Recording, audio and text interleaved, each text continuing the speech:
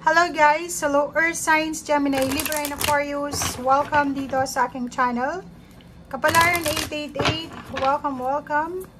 Alamin natin kung anong messages, vibration, gabay, energy para sa lahat ng Earth Signs, Gemini, Libra, and Aquarius. Ito ay para sa New Moon in Pisces message energy. Okay? Ano ba ang messages or energy na pwedeng ibigay sa atin ngayong New Moon in Pisces para sa mga Air Signs, Gemini, Libra, and Aquarius?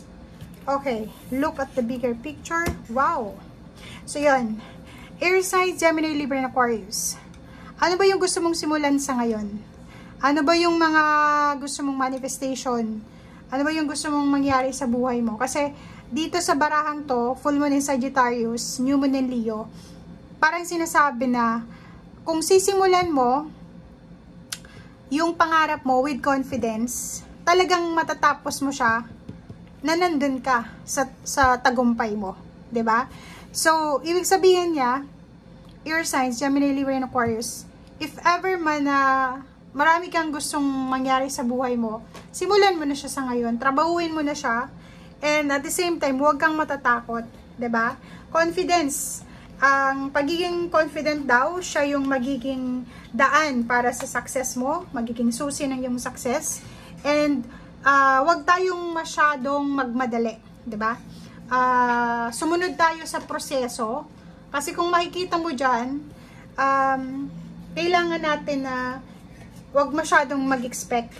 If for example, ginawa mo yung best mo, hayaan mo, 'di ba? Go with the flow. After mong ginawa yung best mo, go with the flow, and hintayin mo kung kailan ibibigay sa iyo ng universe yung manifestation.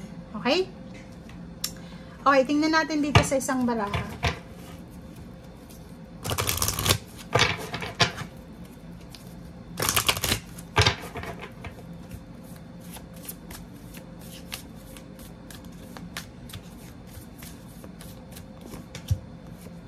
Okay, Air Signs. Oh, tingnan mo. 'Di ba? So, bright future ka na eh.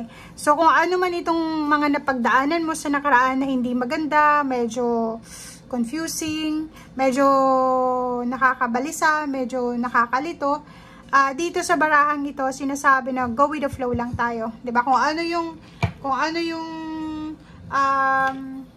music na piniplay ng universe, go with the flow lang tayo. So, wag tayong against the flow, wag nating kontrolin yung sitwasyon.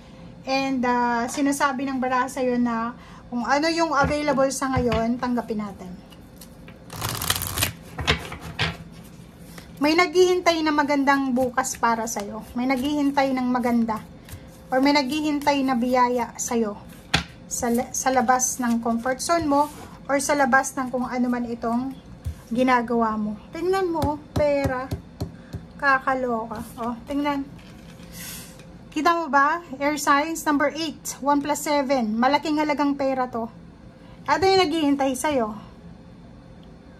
Diba? So, tingnan mo. So, ano pang hinihintay mo? Gawin mo na. Huwag kang mawala ng pag-asa. If may mga plano ka sa buhay, simulan mo na siya sa ngayon. Sumunod ka lang sa kung ano yung takbo ng panahon. Kasi pag nag-go with the flow ka, susunod na lang kung ano yung para sa'yo talaga. Ibibigyan yung para sa'yo. Okay? So, may naghihintay sa'yo magandang future, lalo na sa usaping pera. Pwedeng manalo ka sa loto, manalo ka sa kung ano man na patimpalak yan. Pero, lamsam eh. Malaking halagang pera. 'Di ba? Maapaw na pera to eh. And, dito din sa trabaho, pwedeng sa trabaho din, pwedeng ma-promote ka, pwedeng retirement, etong makukuha mo, or pwedeng tumaas yung posisyon, or tumaas yung sweldo, or mabiyayaan ka ng limpak-limpak na salapi. 'Di ba? So, yun.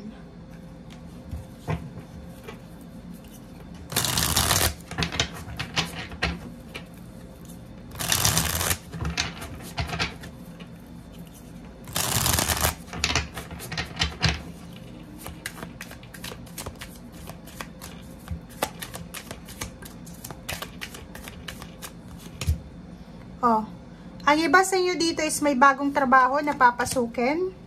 Ang iba sa inyo dito is may, yun, victory and success. Victorious ka eh. Sinasabi ng baraha sa'yo dito na, sigurado, may iba sa inyo ditong papasok sa isang trabaho or pwedeng may mga offers ng work, pero kailangan mo mag-travel, nasa malayong lugar siya. So, pwedeng overseas, nasa abroad, or pwedeng malayo sa lugar kung nasaan ka sa ngayon. Oh, diba? So, it's a confirmation, guys. Six of Swords and Chariot, parehong travel siya. So, mag-iingat lang tayo kasi merong the Tower dito. 'Di ba? So, if ever man na yung trabaho na ito na ino-offer sa atin, malayo siya or parang feeling mo hindi ka bagay doon, yun lang. Kasi itong the Tower na ito is yung pwedeng low confidence to. Yung level mo ng confidence is nasa ilalim. Kailangan mong lakasan yung loob mo. Okay? Nababalutan ka ng shadow eh. Parang hindi mo nakikita yung worth mo. Iniisip mo, hindi ako pwede dyan. Sayang yung opportunities eh. Diba? Relocation, travel, and eto na. Punong-puno. Kailangan mo dito ng pag-asa. Or I mean, kailangan mong be positive. Kailangan maging positive. Kasi yung the star is your wish yan eh. Sinasabi ng barahan na naka-align na eh. Naka-align na yung star mo. Na ibibigay na talaga sa'yo kung ano man tong minamanifest mo. So, ang medyo problema lang dito is kulang sa confidence. Kulang sa tiwala sa sarili.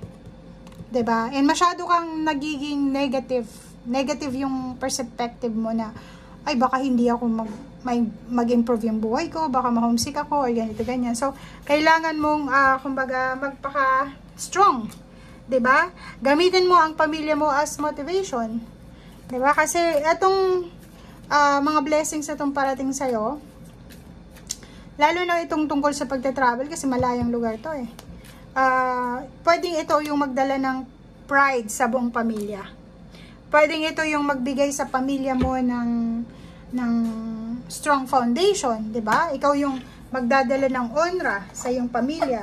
Kasi 'di ba, mostly sa mga Pinoy, pag nakakapag-abroad yung anak nila, sila yung nagiging pride ng family. So, dito sa barahan to, sinasabi na grab the opportunity dahil hindi lang ikaw yung mag-i-improve dito, hindi lang sarili mo yung matutulungan mo, kundi buong angkan mo, 'di ba? Kung halimbawa may plano kang magpakasal ng ingrande, pwede ka na makapagpakasal, makapag-ipon ng pera, makapagpatayo ng bahay, makapag-celebrate, makatulong sa pamilya. 'Di ba? So, dito sa barahan to, sinasabi na kailangan mo lang na dagdagan yung confidence level mo. And yun, boom! Ibibigay na sa'yo ng universe kasi naka-destiny naman to eh. 'Di ba? It's your hopes and dreams siya. Okay? Thank you guys and see you again. Bye!